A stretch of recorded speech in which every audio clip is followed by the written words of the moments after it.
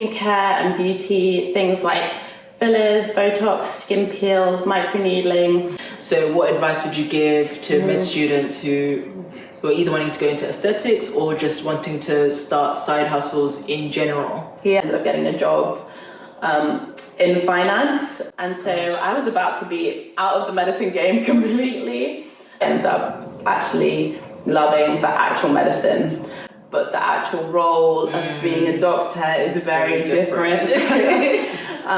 And so that's kind of what led me to wanting to just strike out on my own and do lots of other things. It proved to me that you can be more than just a medic, and I really didn't realize that there was more out there for me than just medicine. Hello everyone, and welcome back to my channel. My name is Jessica Katanga, and today I am joined by the fabulous Dr. Kemi Fab. Now, Dr. Kemi is a doctor, an owner of her own skin clinic, and also a writer for Grazia, Harper's Bazaar, and many more. She's a specialist in skincare. And now with this series, More Than a Doctor, I'm going to be interviewing different doctors, how their side hustles became their fore hustles, and just, how to really follow your dreams and what pushed you to follow your dreams. So, Dr. Kemi, if you just introduce yourself. Sure. So I'm Kemi, Dr. Fab. So I am a doctor by day and an aesthetician by night, essentially. And I got into skincare because I had my own really long skincare journey, and I think I finally started cracking it, and I just wanted to do it for other people. So I've got an online platform where I discuss skincare issues, skincare concerns, and then I also have an in-house clinic where I just try and provide skincare solutions for everyone, but in particular for women of color and Black women in particular. Amazing. And I've just had my facial, and I literally, that was the most relaxing thing ever, and I'll be sure to leave the details in the description box below. Okay, so aesthetic medicine, what is that? Okay, so aesthetics is a branch of medicine that isn't as recognized as your kind of core medical specialties. Okay. It's mostly about the cosmetic side of skincare and beauty, things like fillers, Botox, skin peels, microneedling. And what's the best thing about aesthetic medicine? The best thing, I think it's the freedom, like just being able to create your own life and being in charge, having that autonomy over the things that you do and the way you want to live. So that's the best thing about the business side, which is the whole reason why I went into aesthetics.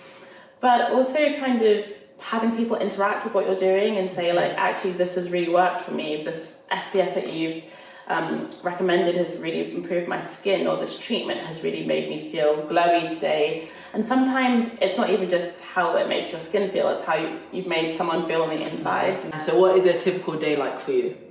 And so the full day will be at hospital, and then I will come home, and then I might have some treatments to do, some online Zoom consultations with some clients, and then I will do some writing just before I go to bed. So it's always a full action-packed day, and then on the weekends it's basically all joyful skin. So I'll have more clients on the weekends, do more Zoom calls, and then that's kind of my time to do a lot more writing, which I love doing. You told us about why you went into aesthetic medicine, and that's because you had your own skincare journey. But if we rewind a little bit and just go back to, why did you go into medicine?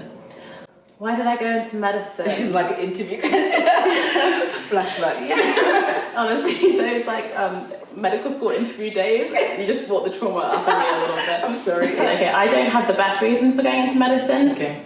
So I went to a school where everyone went into medicine. Right. That was kind of it was like one of these medicine pathways, and I kind of just got swept up into it, and then that's how I ended up going to medical school.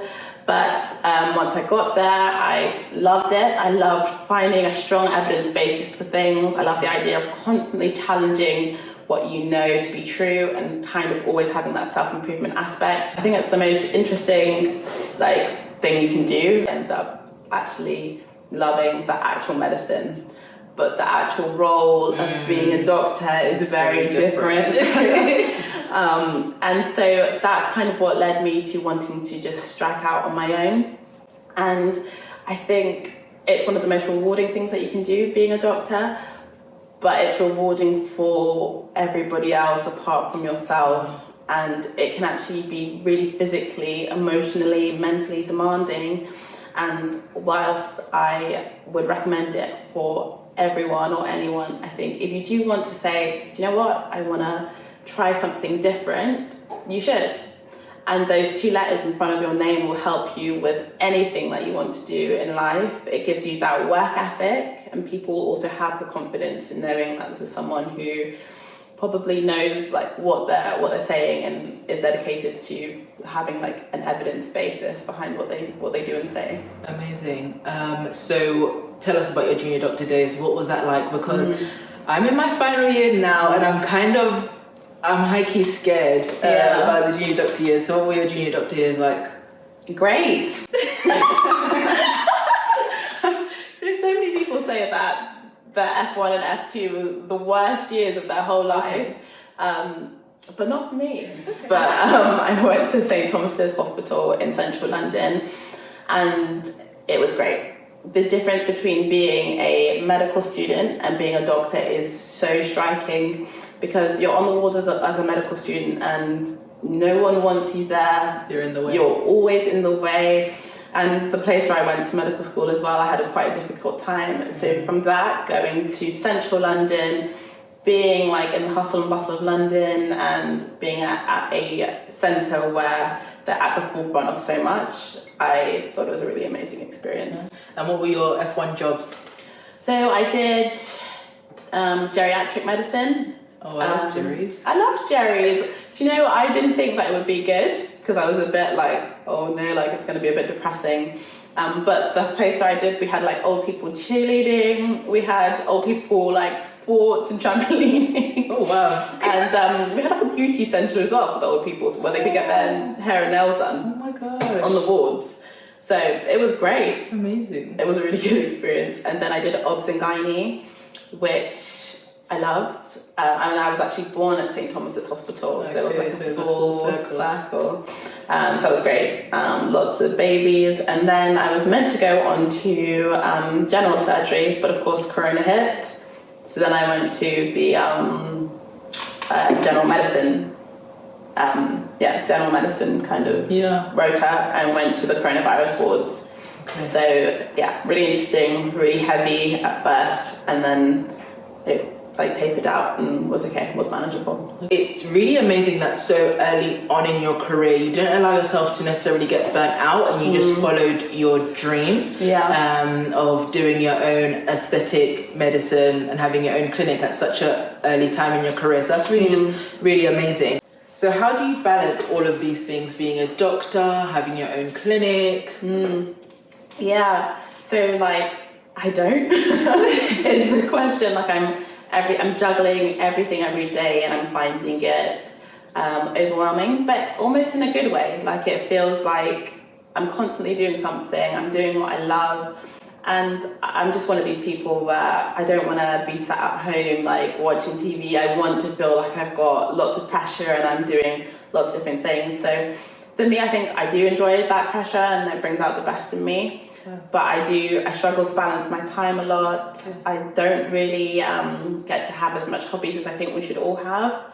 So I just do a lot of medicine, and then I go and do my joyful skin stuff, and I'm writing at every point in between. Okay. So you're still figuring it out? Definitely still figuring it out. It's all a work in process, and I think for people who are worried about how to balance things, the best thing to do is just start, and it will fall into place somehow. That's something that I really believe in, is like, don't allow perfection paralysis to creep in. Yeah. A lot of the time we say we're going to start this once I have it all figured out, but exactly, just do it along the way. It's all trial and error, and if you wait for that perfection, you'll be waiting for a very long time. Who knows when you'll start. And someone has asked, how has owning a business impacted your work as a doctor? It's definitely impacted my work as a doctor, and I think with medicine, it's not just what you do during the day. A lot of it is going home and reading up on the cases that you saw. If you really want to be excellent in medicine, it's a good idea to say, oh, I saw this interesting disease, let me go read the pathophysiology behind it, let me learn the diagnosis, the management. So I haven't been able to do that as much as I have wanted to. But like I said, it's still like a work in progress. So when I get home, I normally go straight into my joyful skin stuff. And I think time management has probably been the key to improving with that. So now if I see something interesting on the wards, I'll try and quickly read up on it at lunchtime or before I leave. And that way I can focus on my business as soon as I get home. But it is definitely hard to balance everything, and I know that's what lots of doctors struggle with when they have their own side hustles. Okay. So what takes center stage, basically, it depends, yeah. But how is it, is there any positive impact? Do you feel like you're a better doctor because of your being a business owner as well? Yeah, definitely. I think transferable skills are so important, and you can take things from medicine, for instance, a work ethic, and put that into your business. And then you can take things like the customer service side from business, and then you can use that to delivering an excellent bedside manner for your patient. I definitely don't ever think that one thing is going to be hindering you from excelling at the other. It might be hard to get a good balance, but I do think that it works both ways and they've helped each other out. Amazing. And talking about bedside manner, do you find the patients, your private patients, are any different to your NHS patients? Oh, that's a good question. I'm not sure. I feel like definitely being nice to everyone and trying to be smiley and friendly and actually be interested in the person in front of you are tips that have helped me as a doctor with my patient and also with clients that I have, because I genuinely do find that I'm quite interested in a lot of my clients and my patients and their lives, and I think that's what makes people feel like they can just relax and just let their hair down and talk. Did you have any misconceptions about aesthetic medicine or running a business before you started? Misconceptions. There was definitely a lot of things that I didn't know before starting a business, and I was kind of overwhelmed by how much I didn't know, which I think that's why it's so important to just start. Yeah. Because you're sat there and you're saying, I need to perfect this, perfect that, but it's only until you start that so many more things you become aware of. So I've learned, and especially like starting a business completely by yourself from scratch. Wow. So I've learned how to do my own website design. I've been the PR lady, the social media manager, the aesthetician. So I've had to gain all these skills, which I just wouldn't have even known where to start had I not just begun. Or do you think maybe when you tell people that you're in aesthetics, do other people have misconceptions? Oh, sure. So a lot of people, when you tell them, okay, I'm into aesthetics, especially if you tell other doctors, they kind of have this side eye where they might be like, okay, she's just in it for the money, or she's just not a serious doctor, which, I mean, it's fair enough. Get your coin. Get your coin, exactly. Not everyday struggle, and I think sometimes you just have to live your life for yourself and earn money for yourself and have that kind of thing that you're doing for yourself. But there's so much more to aesthetics than just the money. It's making someone feel beautiful on the inside. It's also having your own timetable, being able to be your own boss. And I think in the NHS, you can just get completely swept away with the system, and you're just kind of part of providing a service.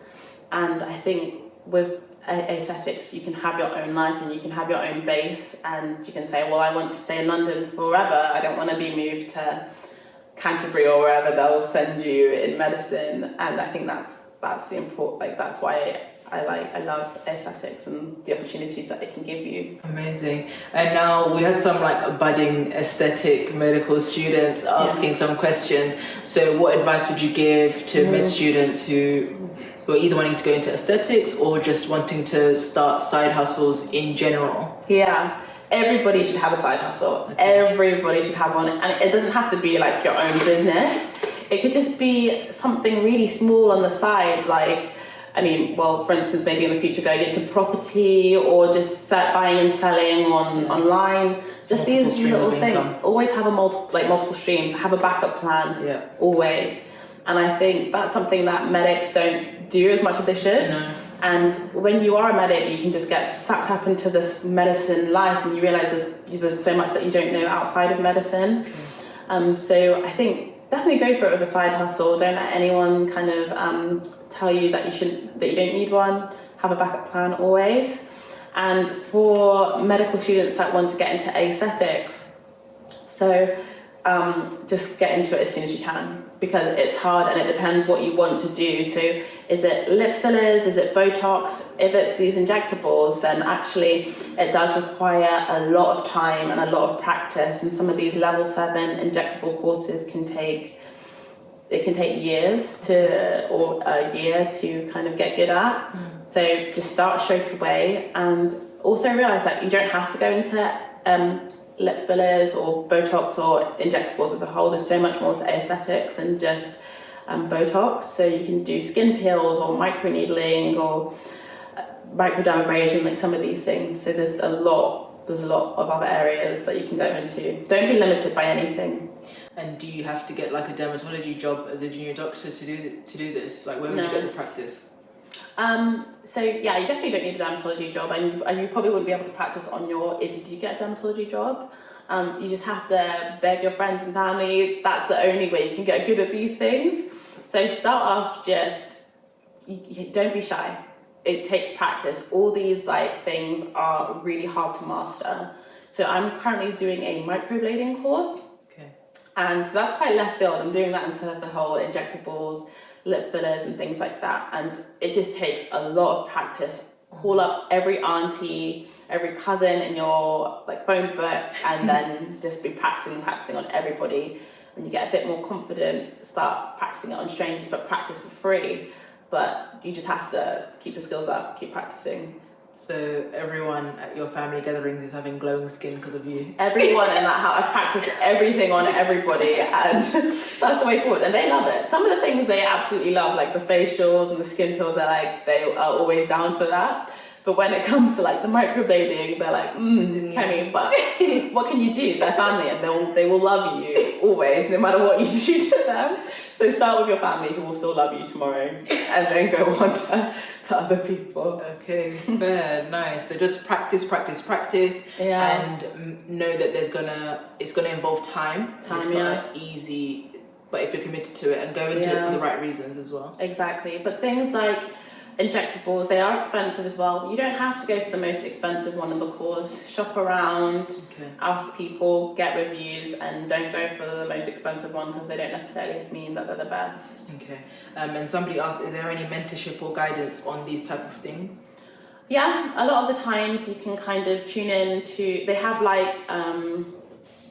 actual people teaching you, and they probably will create a WhatsApp group or whatever, and you can show them your pictures. And also always make sure that you are showing people after every single thing you do, you're constantly getting that feedback, if it's verbal feedback from the actual person you're doing it on, and then you're sending the pictures around, and constantly make sure that you're reflecting on if your work is good and making sure other people are viewing it as well. So building up a portfolio. Yeah, exactly. And start taking good pictures, see where you started off and where you end up. But the only way to get good at these things is through experience, I think, and just gritting your teeth and doing it. And there will be a phase where you're like, I'm just not good.